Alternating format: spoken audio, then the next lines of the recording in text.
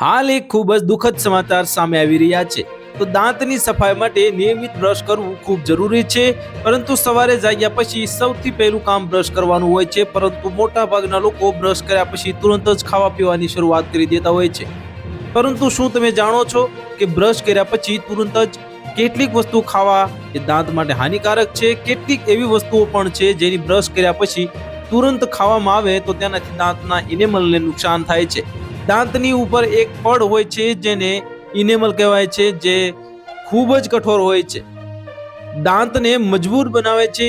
દાંતને આપણે બ્રશ કરીએ છીએ તો પેઢા અને દાંતમાંથી ભોજનના કણ અને બેક્ટેરિયા હટી જાય છે। આ પ્રક્રિયા દરમિયાન ઇનેમલ પણ થોડું ઘસાય છે। આ સ્થિતિમાં બ્રશ કર્યા પછી તુરંત જ જો ખાવા પીવાની શરૂઆત કરી દેવામાં આવે તો ઇનેમલ પર જે એસિડ હોય છે તે વધારે ઘસાવા લાગે છે।